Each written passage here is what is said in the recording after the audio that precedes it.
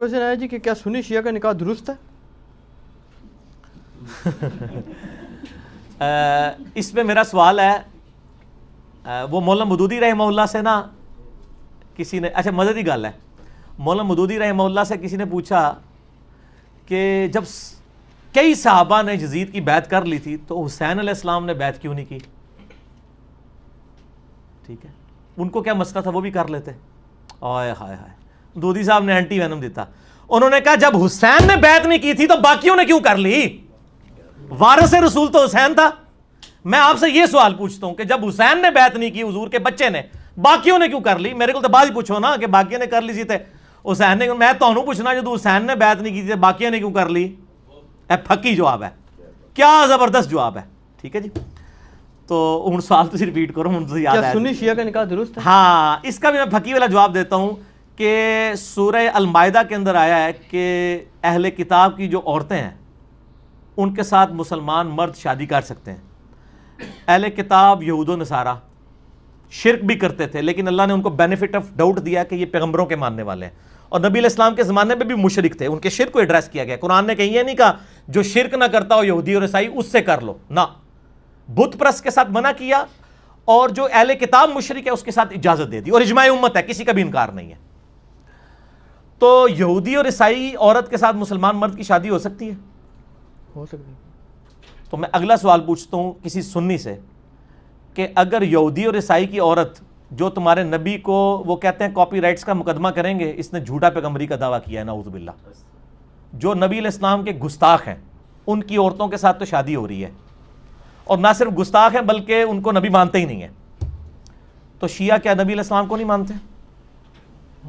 محمد اور آل محمد کہتے ہیں۔ آپ تو ہر بزرگ بابے کے آگے جھکے ہوئے ہوتے ہیں، وہ تو اہل بیت سے باہر ہی نہیں جاتے ہیں، وہ کہتے ہیں محمد اور آل محمد۔ تو اگر ہم دنیا میں انٹرنیشنل عدالت میں مقدمہ پیش کریں کہ ایک عورت وہ ہے جو نبی علیہ السلام کو نعوذ باللہ جھوٹا پیغمبر مانتی ہے، نعوذ باللہ، اور وہ آپ پہ ایمان ہی نہیں لاتی ہے، اور حضرت عیسیٰ کو بھی اللہ کا بیٹا مانتی ہے، اس سے تو اسلام زیادہ دیر ہے نکاح کرنے کی، اور دوسری طرف ایک شیعہ ہے جن کے بارے میں آپ کا موقف یہ ہے کہ وہ کسی صحابہ کو انہوں نے برا بھلا کہہ دیا۔ اور مجھے مولانا اسحاق صاحب کی بات یاد آ گئی، وہ فرمایا کرتے تھے کہ جی اسلام سے نکالنے کے لیے اسی چیز کا انکار ضروری ہے جو اسلام میں آنے کے لیے اقرار کیا جاتا ہے۔ اسلام میں آنے کے لیے ابو بکر و عمر کا کلمہ پڑھایا جاتا ہے، یا عثمان و علی کا، یا نبی علیہ السلام کا۔ تو جب تک کوئی نبی کا انکار نہیں کرتا وہ اسلام سے باہر نہیں نکل سکتا، کیونکہ جب آپ نے اس کو اسلام میں داخل کیا تھا تو اس کو آپ نے نبی علیہ السلام کا کلمہ پڑھا کے داخل کیا تھا۔ اب اسلام سے نکلنے کے لیے بھی نا نبی صلی اللہ علیہ وآلہ وسلم کا اور قرآن کا اور آخرت کا انکار کرنا ہوگا، نعوذ باللہ یا اللہ کا۔ تو یہ ان کے جذباتی رویے ہیں، شیعہ ہوں سنی ہوں سب کے ساتھ نکاح کیا جا سکتا ہے، البتہ کفر کا ایشو ہے۔ میں تو اگلی بات کرتا ہوں، میں سنیوں سے پوچھتا ہوں کیا کوئی بریلوی اپنی بچی کسی اہل حدیث یا دیوبندی کو دے گا؟ تو وہ تو شیعہ نہیں ہے، وہ تو سنیوں کے آف شوٹ ہیں۔ سر یہ سوال بدلیں سنی شیعہ کا انکاح، اس سوال کو یہ کریں کہ بریلوی کی لڑکی کا دیوبندی کے لڑکے کے ساتھ ہو سکتا ہے، تو کہیں گے نہیں، دیوبندی کی لڑکی کا بریلوی، وہ یہ آپس ہی نہیں کرتے، تسی ایڈے بڑے فرق ہی پہنچ گئے ہو، انہوں نے تو یہی مت نہیں ہے، بلکہ یہ آتی اور مماتی کا نکاح نہیں ہوتا دیوبندیوں میں آپس میں۔ رائے ونڈ سے فتویٰ نکلا ہوا ہے، باقاعدہ مفتی کی کال چڑھی ہوئی ہے یوٹیوب پہ، تبلیغی جماعت والوں نے کال کیا جی ہمیں فتویٰ دیں، یہاں پہ ایک مماتی دیوبندی عالم دین ہے، اس کے پیچھے نماز پڑھیں، ان کا بدعتی ہے، اس کے پیچھے نماز نہیں ہوگی، تو بچی کا نکاح کہاں سے دیں گے؟ دیوبندی آپس میں نہیں ایک دوسرے سے نکاح کر سکتے میرے بھائی۔ ڈاکٹر طالب قادری صاحب کے ماننے والوں کی بچی کا الیاس قادری صاحب کے ماننے والوں کے بچے سے نکاح نہیں ہو سکتا میرے بھائی۔ نقشبندیہ کا چشتیہ کے ساتھ نہیں ہو سکتا، وہ قوالی کے قائل ہیں، وہ قائل نہیں ہے۔ اے تسی تو بہت بڑے دور ٹر گئے ہو، کوئی بھی آپس ہی نہیں ہوتا، ٹھیک ہے نا جی۔ تو قرآن و حدیث میں جس بندے کو آپ مسلمان سمجھتے ہیں، مولویوں کے کہنے پہ نہیں، قرآن و سنت کی دلائل کی روشنی میں ہر اس بندے کے ساتھ نکاح ہو سکتا ہے۔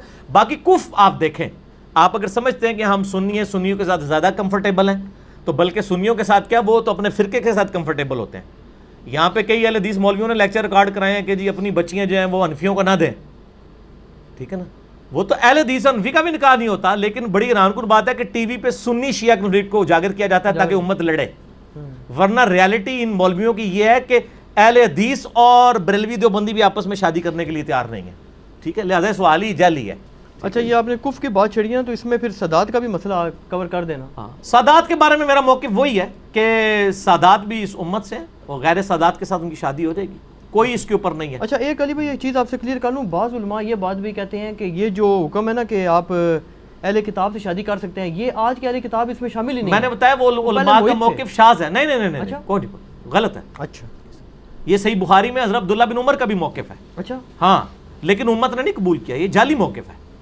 اس لیے کہ قرآن نے اس کی تفریق نہیں نہ کی. قرآن تو ایک ایک شرک کھول کے بیان کر رہا ہے, تو قرآن یہ کہتا نا کہ اہل کتاب موحدین کے ساتھ کرو. اچھا ٹھیک ہے نا, یہ کہتے ہیں جو اہل کتاب اللہ کو ایک مانتے ہو نا اس سے ہوگا.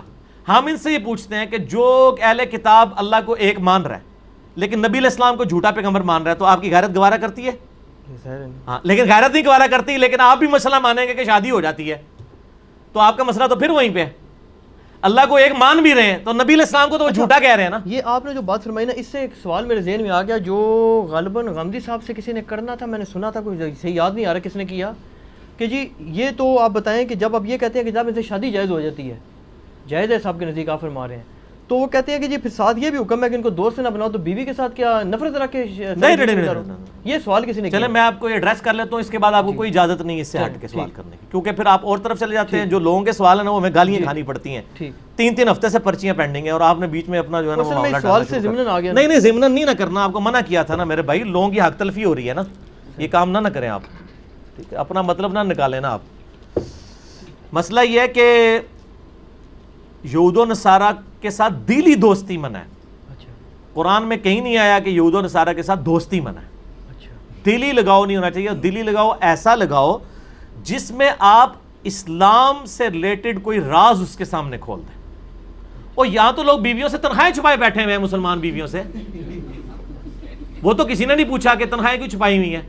تو یہود و نصارہ میں سے بھی اگر کسی نے کوئی عورت کر لی ہے, آپ نے مسلمانوں سے تنخواہیں چھپائی ہوئی ہیں, اور کوئی اسلام کا ایسا راز ہے جس کی وجہ سے اسلام کو نقصان ہو سکتا ہے, اور وہ کوئی یہود و نصارہ کی بیوی اس کی ہے, تو اس سے چھپا لے, تو اس میں کیا حرج ہے؟ آپ نے تو بیویوں سے تنخواہیں چھپائی ہوئی ہیں. صحیح. ٹھیک ہے, جو آپ چوری چھپے پچھلوں کو خرچے بھیجتے ہیں وہ چھپائے ہوئے ہیں, تو ادھر آگے سارا میں نے پھکیلے جواب دیا گا نا. ٹھیک ہے, چلو اچھا کور ہو گیا جی. اسی کور کرنا ہے. اگلا سوال